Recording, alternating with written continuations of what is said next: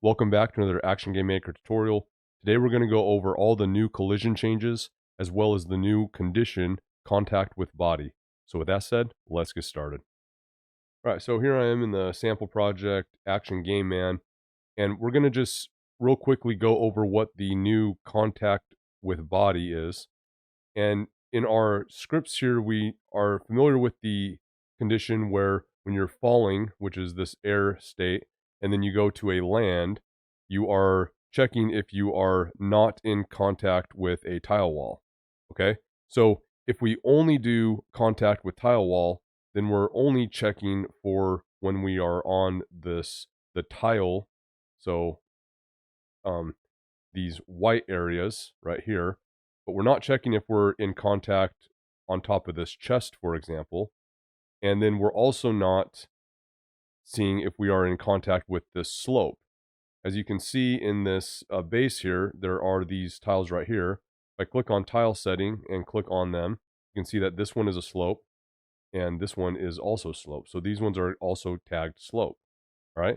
So if we just play it just like this and bare bones right here, you can see that we can jump, we can jump and land on the ground fine because that's what we are checking, okay? We're only checking if the contact is with a tile wall, all right? The bottom.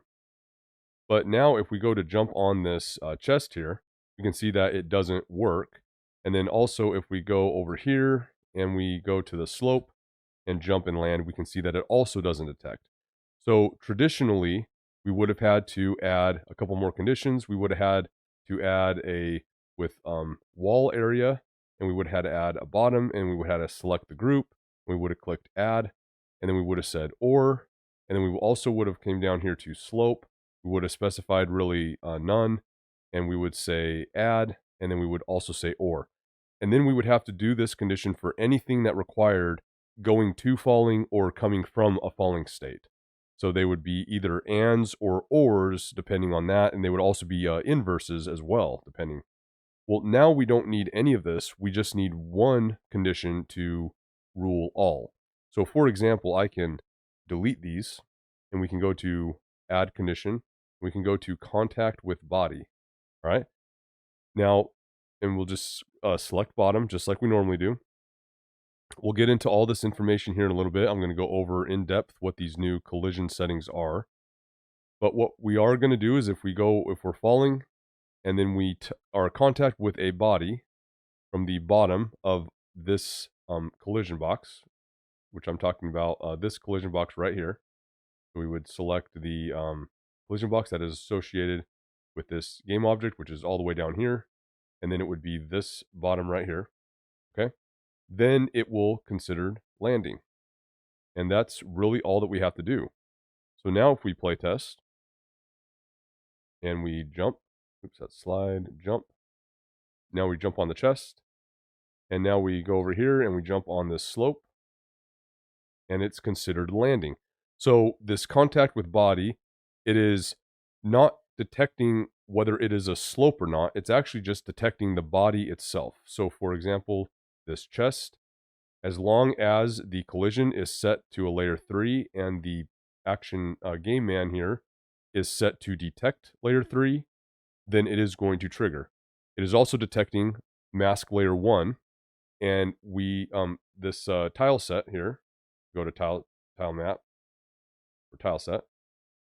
All of these tiles are in layer 1. You can see this physics collision layer 1, and so are the slopes. They are also layer 1.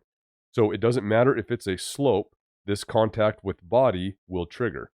So it's basically condensed 3 conditions that we used to have to run all the time down to 1, which is really useful because of how often we use something like this. For example, I've already added it to going from wait back to fall. You can see I canceled out this old one, check with tile, and now I just have contact with body, and we say if the bottom is not touching, then we go to fall.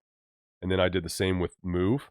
So if we are moving and we are not touching the bottom, then of a slope, an object, or basically anything that is the physics collision that we are looking for, then it will register.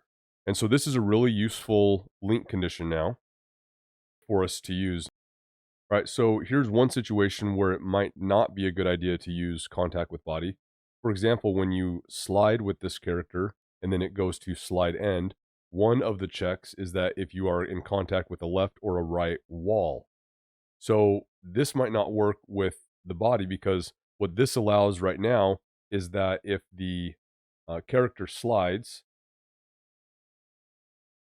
if we select this character right here and the character slides, let's just say you're right here and it slides, once it hits this left wall, it's going to bounce out of slide. It's going to go to slide end.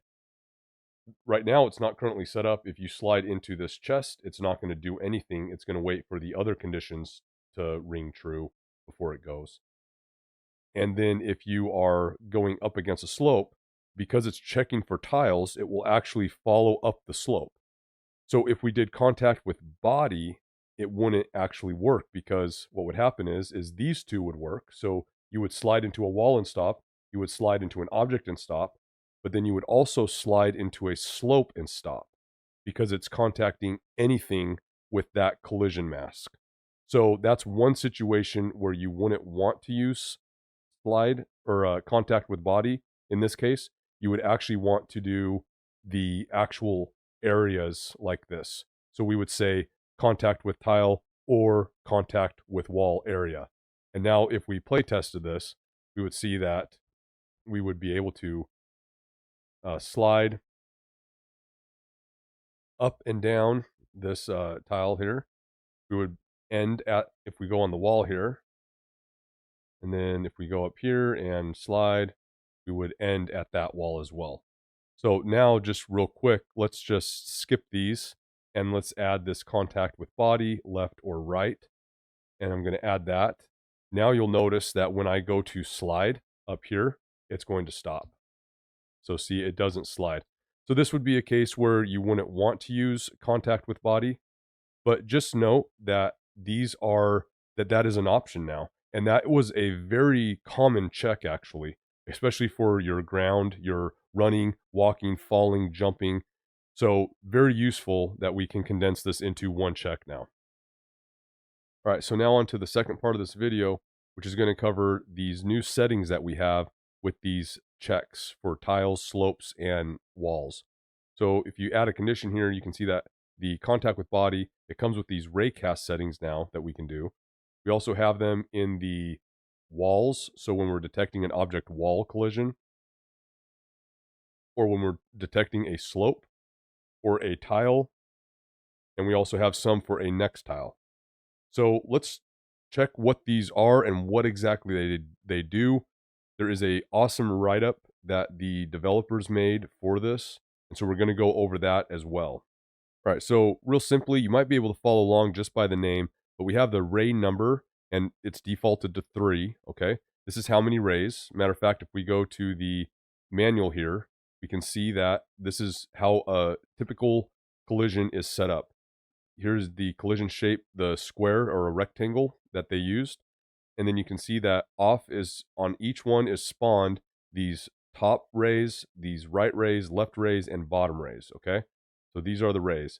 Now, the rays are quite simply the same as if we were to add a raycast. So let's just add a raycast here, and then it would be rotated, let's just say like that, and then it would be moved. It would be moved to the end of the box right here. Now we can see that if we go back to the script, we can see that the default,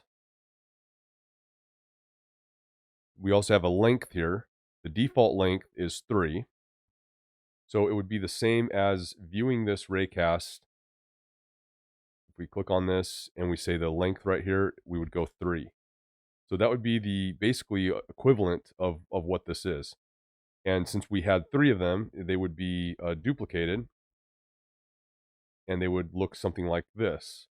Now, their initial offset position, which is right here, this ray offset is 0.01, and we'll get into that in a minute.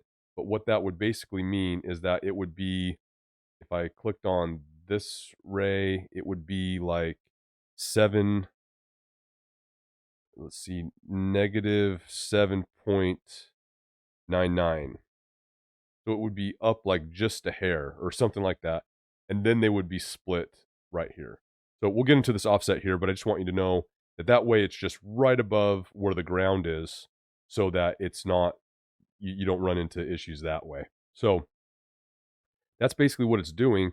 Now, you're not going to see them when you go to editor visible collision shapes because they're actually doing this in the back end, which is one, more performant. So it's okay that this is happening, but you're going to have to visualize it yourself is what I'm trying to say with this. And that's why this manual is really helpful because it's going to help you visualize it without needing to visualize it during a playtest. So let's just go down here and let's look at the number of rays. Now, this is going to be pretty self-explanatory. Default is 3, and so it's going to divide up evenly between the edges and the middle rays, okay?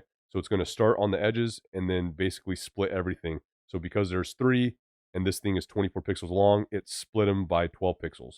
If there was 4 rays, they would have 8 pixels split because it's splitting them all. Now, what it says here is that the higher number of rays, the more accurate your detection is. That makes sense. But it also will be more increased processing. So the cool thing is that this is per condition. So if you need a condition that is very sensitive with the collision detection, then you can add your more rays on that one only. So it is kind of nice that we have this per collision detection. But yeah, so this would be the ray number, the detection method. Let's see if it does that one next here. Yep, detection method. So any is going to be that only one ray needs to make it. All is pretty self-explanatory, means that all rays need to be contact. So right here, this is going to be an example of any. So because this one is checked, then if it's an any method, then it would register true. The condition would be true. However, if it was an all method, then this condition would not be true. It would be false because they would all have to be touching this tile. So that's really nice for more accurate conditions. All right, then we got array length. Now this is pretty self-explanatory, but there are some caveats here, okay? So when you're thinking of these rays, I have it set as 6, and the reason why is because when the character is sliding through here, you can see that in the animation here. So here is the this is the normal, and then we go to slide, and you can see that this section right here gets lowered. Okay, well, I went to my grid and I can see that they're stepped by 4. So this square is a 4 by 4, and so I went to this condition and the default is 3, and so that will not trigger because it's not at least 4. So I would need to go one more and then probably one more. So I just decided to just double this number. And that is how I was able to detect when we go sliding. So you can see here, when I go to slide, it detects the whole length. Otherwise, it's a very short slide. But if I'm still detecting a tile on top, it keeps me sliding through the whole thing. Now, if I change this to 3, you will see that it ends up not working and it pulls me out and I can't go through. So you can fine tune this, find which one is the correct number. I just decided to double it for easy math. Now you do want to be careful because if you make this too long, for example, when you are sliding and you come out of this tunnel, if it's too long and it's hitting this portion of the tile, it will still be sliding because it's still hitting a tile. So you do have to be careful that you're not making these too long because it could really mess up some of your conditions that you want. All right, so going back to the settings here, we have the ray offset.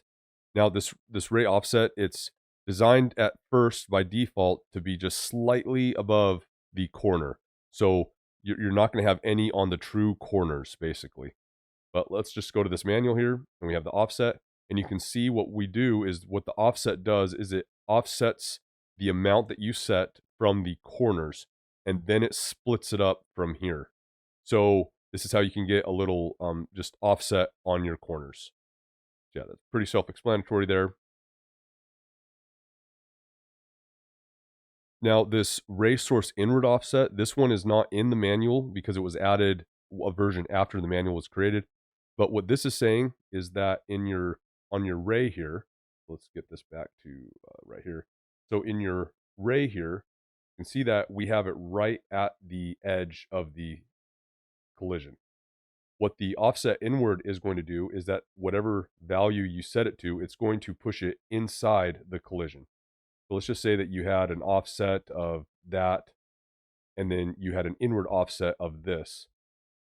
And what this is supposed to help with, at least what the note said, is that it is helpful for slopes and things where collision might need to be even more accurate.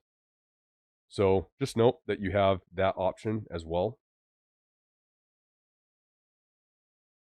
And let's see this other option here for the coordinate space. Now, they do explain it, but I've noticed that global mostly just works. But you can see that they have the global, local, and you can see global. They have these definitions right here for it. But the one thing I do want to explain is that when the rotation, when the collision is rotated, that is dictating what is up and what is not. So for example, if the whole entire game object is rotated, it's going to feel natural because up is going to follow the up of this. However, if you just only rotate the collider, the top of the collider is what is going to be the up. So it's going to retain its up no matter no matter what way it's going. So just note that when you are doing your collisions and your conditions, is that rotation kind of matters. It matters on the direction, okay? And that is really it.